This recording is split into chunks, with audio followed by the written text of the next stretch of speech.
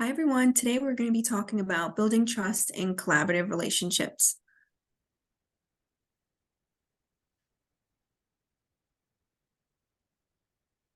I'm Marina, and I'm currently a teacher's aide in the Scarsdale School District. Hi, I'm Eileen Deal, and I'm a STEM teacher in the Mamaroneck Central School District. And so our objectives today, you, the students, will be able to understand the meaning of trust and its significance in relationships.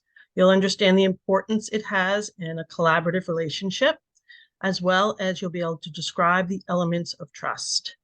Students will reflect on your past and current experiences in a collaborative relationships. So the important elements in a relationship building are long-lasting and secure relationships. By building trust, it's a huge element in co-teaching, but it's also an important in building any type of long-lasting relationships.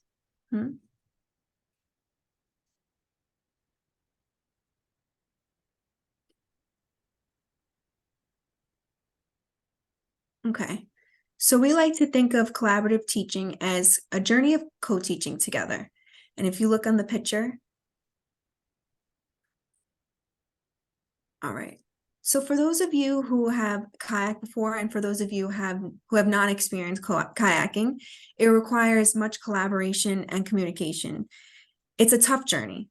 And so while one person is rowing in the front, the other person is also rowing in the back. Along this journey, there will be smooth sailing at times, just like in this picture. The two individuals who are working together will learn how to communicate. And in this picture, they're paddling in unison, and they could communicate by shouting left, right, or turn. Thus, they're building a sense of trust. But then at times, the water will get rough. There will be challenges and obstacles along the way, but with teamwork, the two kayakers can overcome the rough waters and work together. Kayaking and co-teaching requires trust that each individual is doing their job, communicating, picking up on each other's strengths and weaknesses so they could reach their goal together.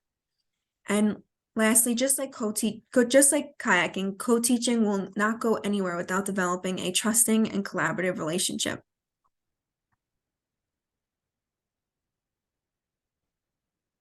Okay, I just had a little technical difficulty. One moment, please.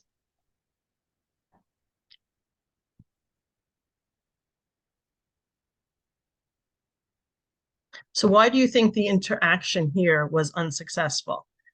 We'd like you to brainstorm a few pitfalls that might lead to a relationship without trust. Based off your experiences, can a relationship thrive without trust? Yep, see, I did. It does that.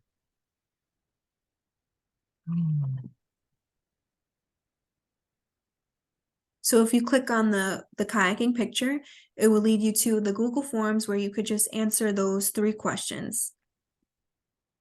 And we put the picture there just so you could have a reference to it.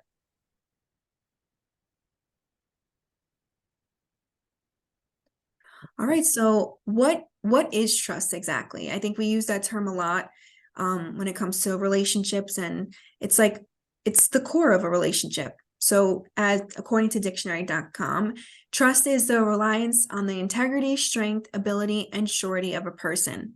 And team trust, this is from our textbook, team trust derives from trusting one another and being trustworthy. So on both ends of parties, there needs to be mutual trust. And having that trust is being trustworthy. So that's an important kind of important thought to that. You have to be trustworthy in order to earn that trust from your partner. And here we'll discover the pitfalls, and we'll also look at what an effective trusting relationship looks like versus what a relationship without trust looks like, unfortunately. All right. And so some of the pitfalls that come across when we're talking about the lack of trust is there's inefficiencies.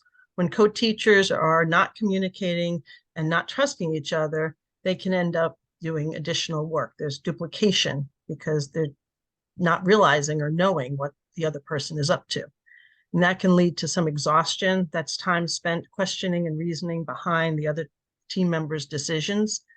And back to the extra work, both teachers may end up creating the same lesson because they don't trust that the other person was going to do what is expected. And this all undermines each other. Instead of building a supportive, growing relationship, both teachers feel unsupported and not valued. There's lack of joy when there's no trust. When trust is missing, the relationship won't really be as much fun. And the bottom line is students lose out. The students notice when a relationship is missing connection, and without trust, connections are lacking. Right. So what does a trusting, collaborative relationship look like? Well, the first thing is you communicate regularly, just about like your day or your difficulty in finding a task, and you're just expressing to your partner how you're feeling, how you're going about things. And you want to hear from each other. It's important to seek out each other's perspectives and hear their opinions on things, and because that will just broaden your perspective as well. And in valuing your partner, hearing their words, and kind of taking those words and being grateful how they're contributing to and discussions or the tasks. You empower each other. Being partners and working towards a common goal, it's important to empower each other, like saying, you know, you could do this. It might be stressful, but we could do this together and we will get there. And I think Eileen and I, throughout our presentation, we were telling each other, we're going to get there, we're going to do it, and we're going to finish all of our assignments. So it's important as a team that you're supporting and motivating each other to keep going, because the journey can be long. You overcome mistakes and challenges together. A part of the journey, you're definitely going to encounter obstacles, but developing solutions together is a part of growing and developing that trust. You encourage each other to discuss. You share your resources, which is really important because it allows you to see also another way to see their perspective and grow yours as well. And then lastly, you demonstrate confidence and an optimistic attitude. I think a collaborative relationship is building each other to be our best selves. And then when students see their teachers are being their true best selves and working together, the students will reflect on that and model that behavior with their peers.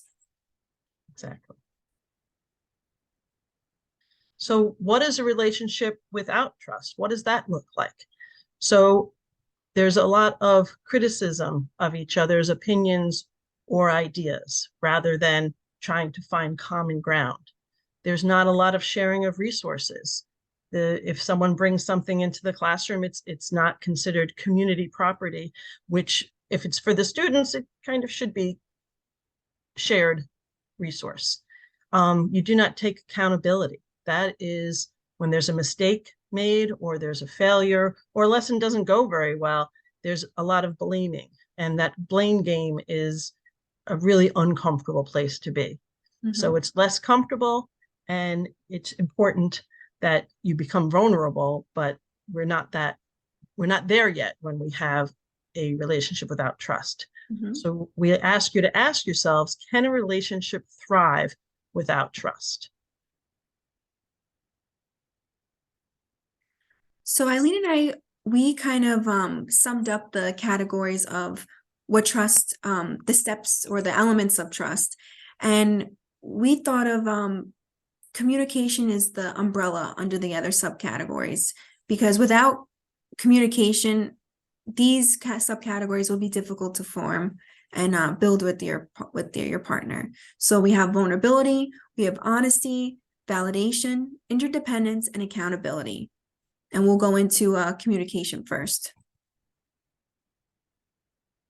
So with communication, it's hard. I mean, it is hard to communicate, but it's a worthwhile effort. So we have to connect by starting the day. Good morning.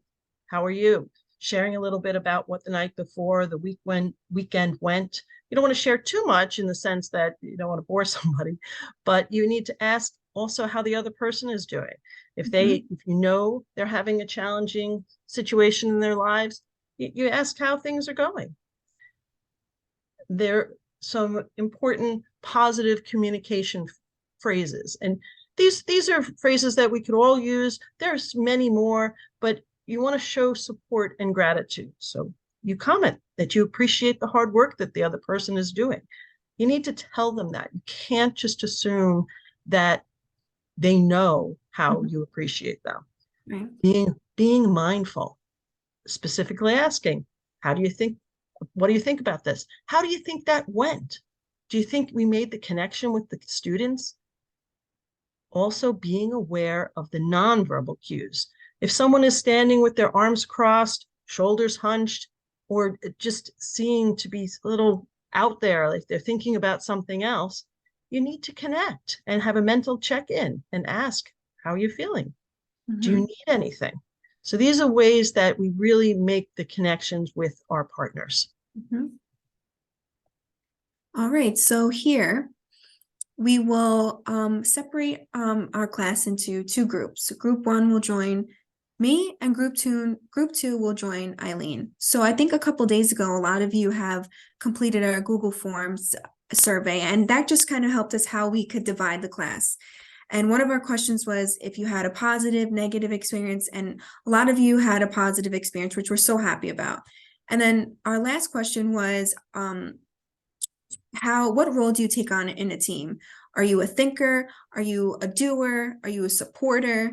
Are you a challenger or the leader? So we actually use that question to divide our groups. So if you are the thinkers and the supporters will be in group one with me, and the leaders, challengers, and doers are in group number two with Eileen. Now, if you're in group number one, please continue this recording until the next pause. However, if you're in group number two with Eileen, please skip over until we connect back over, which is on slide 26. Yeah, it's about 10 minutes or so. And Yes. Thank you all for filling out that form. It really made it helpful for us to create these groups. Yes. Thank you. Oh, and here, whoops, here are our names. And please join Marina. Right.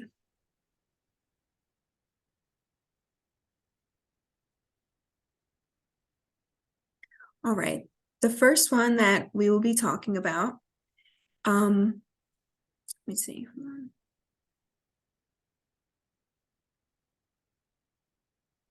All right. The first one that we will be talking about is vulnerability. People believe that vulnerability does not belong in the workplace because it makes you take a risk and can make you look weak, and it could show your weaknesses.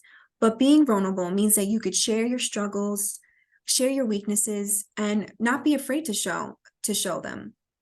And by showing this, you could ask for help, because sometimes we're afraid to ask for help because in a sense that means like we need assistance, and maybe it means that our ideas aren't good enough, but that's not the case. Asking for help is definitely helpful to you and also your partner as well. I want you to ask yourself this: if you do not feel comfortable with your coworkers in a classroom, how can you get your work done, and how can you work as a team? So let's start off. How do you build vulnerability? So you could share your personal story. You could share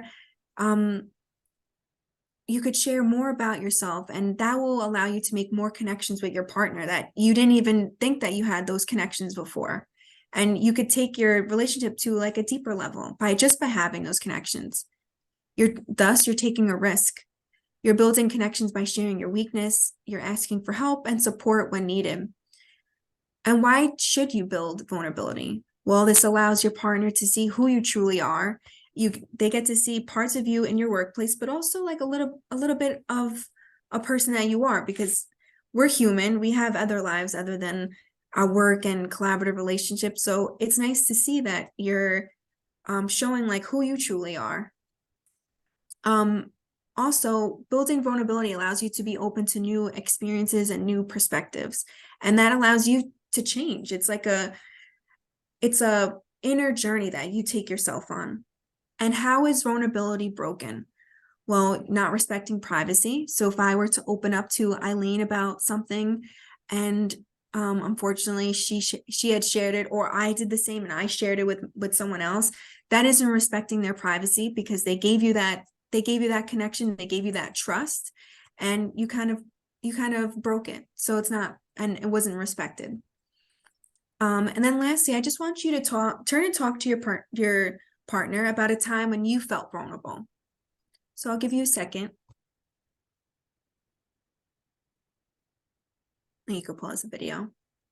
And then lastly, just this quote: vulnerability is the birthplace of love, belonging, joy, courage, empathy, and creativity. All right, honesty. So what is trust without honesty? Trust definitely won't be able to be built without the element of honesty. How do you build honesty? Well, creating a judgment-free zone. So when you're listening to your partner or your co-teacher, leave the judgment at the door. When an individual is opening up to you and sharing their voice and letting you into almost like their mind or their ideas, it's important you give them your full attention and value their opinions. You communicate freely with one another. So of course, it feels great to talk about the positive things that had happened and to share moments of happiness. That's so important because it brings smiles to both your faces and to feel proud of your work. However, not everything will be positive along the way. So being able to communicate about the negative issues or the concerns is another strategy in creating honesty. Sometimes the truth can hurt, but it builds a realer bond with one another. And when a problem arises, you make a plan together. And I believe we also take responsibility for our actions. We're human, we make mistakes, and that's okay. It's a part of us. Taking responsibility for our actions that weren't so great or negative, or they could have been worked on a little bit better, it builds integrity and it demonstrates to others that it takes guts to admit your own mistakes. And why should you build honesty?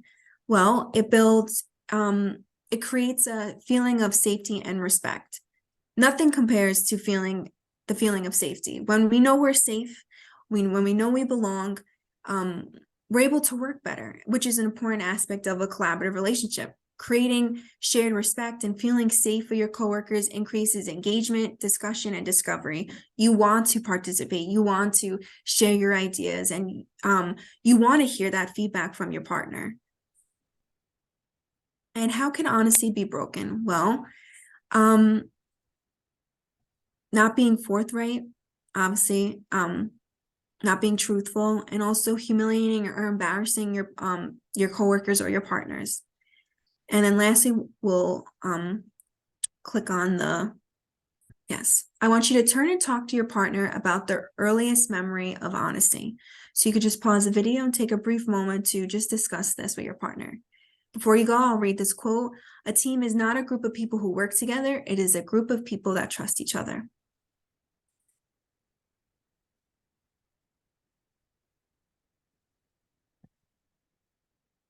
All right, interdependence, which is mutual ownership of goals. When you know that you can depend on one another, the journey of accomplishing goals transforms. It becomes meaningful, it becomes powerful. It allows the partners and your co-teachers to depend on each other. You don't just need to focus on the needs of your own, you focus on the needs of your classroom. So how do you build it? You share your resources, you're listening and exchanging feedback regularly. You provide support and motivation to keep on going, to get the task done, and you share accountability. So if there's certain parts that you had done and your partner had done the other, you're expected that your partner will do their work, and vice versa. It should be a two-way street. Why should you build interdependence? Well, it's good to feel that you could depend on someone, to lean on their shoulder at times. And sometimes you have to realize that you can't always do everything yourself. And it's okay that you can't, because collaboration is like puzzle pieces. You're putting a puzzle of yourself with another person, all your ideas, and when it comes together, the full picture forms. How interdependence is broken? Well, like previously, we're not respecting privacy. You're sharing your coworkers' personal story to others without their permission. You're being absent from the relationship. If you're not doing your part, it kind of shows to your partner, well, seems like they're just not working hard and they don't want to accomplish that goal. So that may lower your engagement and your hard work that you're putting in. And also holding back. And lastly, we'll do a turn and talk. Turn and talk to your partner about a time where you could not depend on your partner. So take a brief moment and pause and just discuss with your partner about that. And we'll end with interdependence is a choice, not only is a choice only independent people can make. So you have to be independent in a way for interdependence to work and to rely on each other. All right, validation. When one person understands and accepts the other partner. When we are validated, we communicate that the relationship is important and solid, even when we disagree on certain parts. But we acknowledge and recognize and accept each other's ideas and thoughts. When one partner understands and accepts the partner, they feel validated, they feel appreciated, and they feel valued. So you could do this by listening and reflecting, giving feedback and advice. It could be positive feedback, but it could be a way of criticism, but just showing them that there's ways that they can improve and that there's ways that they could bring their best work to like excellent work. Supporting one another. You're showing them that they can do their best work and that you can help them along the way. And creating a sense of empathy. So empathy is having the ability to understand how others feel. So understanding how one person is feeling, if they're feeling a little down, they're feeling a little stressed, you yourself can pick that up and build your co-teacher back up, your partner. You understand what they're going through, how they're feeling, and you could help them bring them back up. Why do you build validation? Well, you build validations by sharing our weaknesses. Building a sense of respect and acceptance. You want your partner to feel accepted in your workplace, and you want to feel accepted as well. You want to feel that your ideas, your opinions, are being accepted in the workplace. And how is it broken? Well, your co-teacher, your partner withdraws from interaction, and they're kind of shutting down conversations quick. We'll do a turn and talk. Think about a time where your voice was not heard by your partner. So just pause the video and just briefly talk about that with your partner. And we'll end with, it's okay to feel your feelings. All right, the last of our subcategories or the elements of trust is accountability. Accountability is when we're accountable, means that we acknowledge the effects of our behaviors on our partners. A relationship is a two-way street. It's never one person's fault that the relationship is if it's not working. The both parties need to work and build it back up. So how do you build accountability? So you focus on achieving goals and tasks. You realize that there are certain parts that you have to do and there are certain parts that your partner has to do, and those have to come together. Setting and holding people to common expectations, values, and goals. You want people to know, you want your co-teacher know that you're accountable for this part and you're accountable for that part. And when they come together, that's when the whole picture comes along. Why have accountability? Having a strong work ethic on the team allows you to be accountable for your work and for each other, since you're working towards that common goal. And also you work more efficiently and accomplish tasks because you want to get your task done and you want to see the results in the end.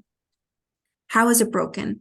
Not taking responsibility for choices. There's a lack of action. So if you're not doing your part, it kind of affects your partner's ability to work as well. And if you make mistakes, it's okay. It's part of the journey. So if you're not facing those errors or accepting criticism or allowing yourself to grow, this may affect the way you can build accountability.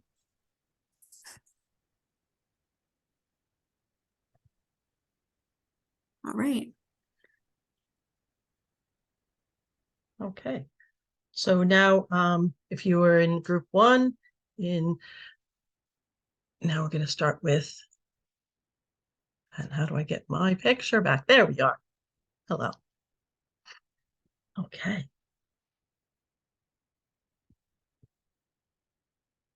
So vulnerability. People believe sometimes that vulnerability does not really belong in the workplace because it makes you take a risk and you might be considered a weakness to show your this it's a risk and weakness being vulnerable. But vulnerability really means that you're sharing your struggle and you're sharing how you need help and where your vulnerabilities are. And you can ask yourself this: if you don't feel safe or comfortable with your coworkers, how can you get this important work done? How do you work as a team? So one of the things that you can do to build your vulnerability is referring to personal stories. We develop a more intimate knowledge of each other by allowing ourselves to be vulnerable. And we do take risks. And if you think about stressful or tragic or really intense experiences that humans have had over time, quite often those situations cause such lifelong connections for people. So really making these connections by showing your vulnerability helps. As an educator, you tend to be in a district for a really long time. And so it's helpful for you to share about yourself. And why? To allow your partner to know your true, authentic self and for you to know theirs. You want to be open to new experiences and perspectives, and it helps you change and grow as an individual. But now with vulnerability, there's also a possibility that it doesn't work. So how do you lose it? By not respecting someone's privacy, sharing someone's personal stories without permission, and just really not leaving the person with a respectful choice.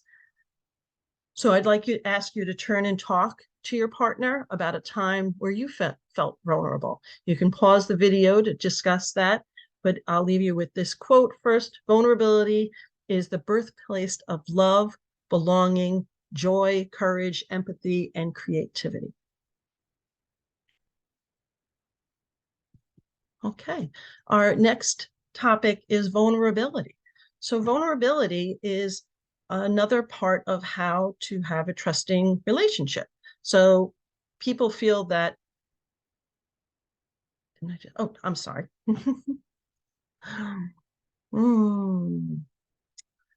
Excuse me, honesty. Honesty is a judgment-free zone when you're listening to your co-teacher or partner and you leave the judgment at the door. When an individual's opening up to you or you're sharing your voice, it's important that you give them your full, honest attention to learn and value their opinion. You want to communicate freely, of course. It feels great when you share positive thoughts and, of course, this is not going to work. Positive thoughts and comments with your co-teacher because you're sharing happiness. When you take responsibility for these actions, it's important because we're human. We make mistakes and it's okay. Taking responsibility for your actions that weren't so great builds integrity and demonstrates to others that you have what it takes. You got the guts when you make and admit mistakes. Nothing compares to feeling of safety. When we know we're safe, we also know that we're belonging, which is an important aspect in a collaborative workplace. Okay, and I have a turn and talk, please. So you want to turn and talk to your partner about your earliest memory of honesty. Honesty is quite often one of the first relationship building discussions we have with children. So take a moment and discuss that. So a team is not a group of people who work together. It's a group of people that trust each other. Okay, so now we have interdependence. So interdependence, you can depend on one another. The journey of accomplishing goals transforms. It's a meaningful and empowering. There's independence. The partner, teacher depends on each other. And you don't just focus on the needs of your own. We focus on the needs of the classroom. You're available to be supportive for those in need. And the hows, we share resources, we listen and exchange, giving feedback and advice. We support and motivate, and we share that accountability. And the why, When we depend on one another to get the job done, you can't always do everything yourself. We need to always rely on somebody. I mean, that's a good old song. And how is it lost? Not respecting the privacy, being absent from a relationship, holding back. And if you could take a moment to turn and talk with your partner, you can pause the video and talk about a time where you could not depend on your partner.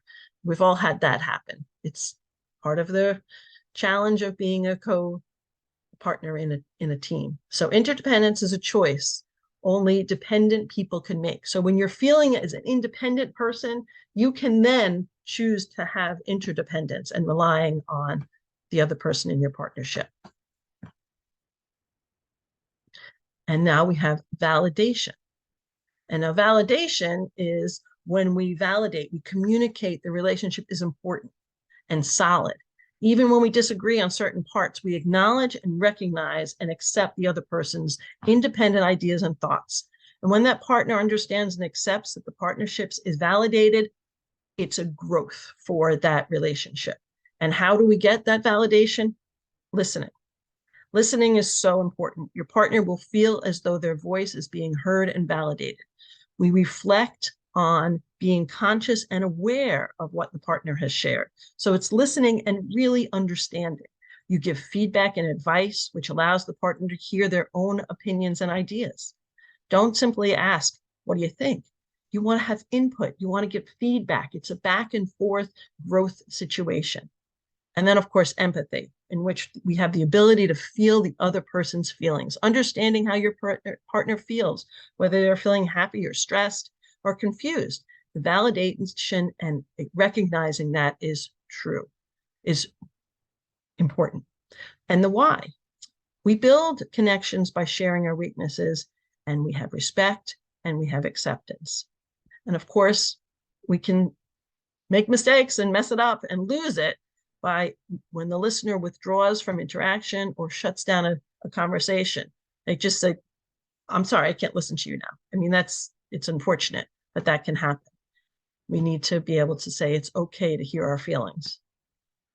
If you could turn and talk to your partner about a time where you were not heard by your partner. Thank you. And now we have accountability. Accountability is another really strong one. When we are accountable, it's when we acknowledge the effect of our behaviors on our partner. It's a relationship's two-way street. It's never one person's fault that the relationship is not working. Both parties need to be in the game. So how we focus on achieving goals and tasks, setting up holding people to common expectations and goals. Then why we have strong work ethic as a team. And of course, it can be lost. We try to take not taking responsibility for our choices and lacking action, not facing errors or accepting the criticism. And if you wouldn't mind, please turning and talking, pausing the video, and share with your partner where you are currently in a balanced or unbalanced relationship. What type of relationship are you in? Or one of your relationships, you have many. And so accountability is the glue that ties commitment to results. Okay, and so now we are coming back. All right, we're back as a whole group now. Yes. All right, so next we will be doing an icebreaker activity. Yay. So you and your partner will answer these questions that we have listed. And this just allows you guys to get to know each other just a little bit more. And in this activity, you'll use the virtual dice, which are linked actually in the picture. Just click on it. Whichever number you get will be the question you answer. Now, remember, this activity is supposed to help you and your partner get to know each other and become your most authentic self, or share your most authentic self. This means being honest and vulnerable while your partner is listening, validating your stories, your ideas, and demonstrating a feeling of support. It can be scary, this experience, but confidence will grow here. So Eileen and I will model. So using my virtual dice, it looks like I rolled a 6. So actually I rolled the 2. What smell brings back a memory for you? Definitely the smell of my grandmother's house, just her cooking just brings me back to when I was a child. And I have I'm going to roll my dice. I'm not going to click here. It opens up a new window, but I did roll it earlier and I got a 6. Mhm. So would you rather live for a week in the past or in the future? And this is where I really do think it helps you to be vulnerable, because I took a lot of time thinking about this. And I was first like, oh, in the future, see what my children are doing in the future. But then I was like, but there'll be people gone, and I don't think I'd be happy with knowing who's gone. So if I go in the past, I lost my mother 30 years ago. And that, to this day, even saying that makes my eyes well up. And it's really sad when you're in your early 20s and your mom passes. So it's just, yeah, Oh, I'd have to go back in time. yeah, Definitely go back in time. me too, Eileen. Yeah. All right. And then lastly, before we just go off into our little assessment, as co-teachers, we trust each other throughout our creation, preparation, and delivery of this lesson, building trust. We became vulnerable and relied on support and motivation. I went to Eileen and said, feeling a little stressed this week, and she picked up the pieces for me. And I did the same for her. She was feeling confused. We worked on things together. So throughout our collaboration, we shared parts of ourselves, which allowed us to get to know each other about our work and our personal lives. I know Eileen wants to pick up sewing. So we got to know each other. Yeah, we were honest with each other, and we often said to each other, I don't understand this, or I feel like this could work better. And there Yeah, wasn't any judgment. There was always this like, oh, okay, well, how about we try it this way, or how do we try it that way? yeah, And then each and every time there was an ability to grow that, create trust by a yeah. collaborative relationship. I didn't have Wi-Fi the other night, not just Thursday night, but the other night. And it was just, Marina really stepped up and helped so much. And I'm very appreciative. We're a good team. We are. So I thought we split up into two groups. We had similar ways of engaging our groups, Eileen. And then Eileen, you. Yes. So if And you, oh, sorry. no. We know it's an important takeaway from this discussion. So most importantly, what strategies and ideas that would bring forth in your own collaborative relationships. Yes. So click on the stop sign here, and that will lead you to a Jamboard. If you can complete slides number 2 and 3, and just be honest, what strategies will you bring into your own collaborative relationship? All right. And I think, whoops. All right. And then just thank you for listening. Thank you so much for joining us on this exciting and interesting class. I really got a lot out of it. Hope you did too. Thank you. Bye. Bye-bye. So we have less than a minute. Yeah. Oh, wait.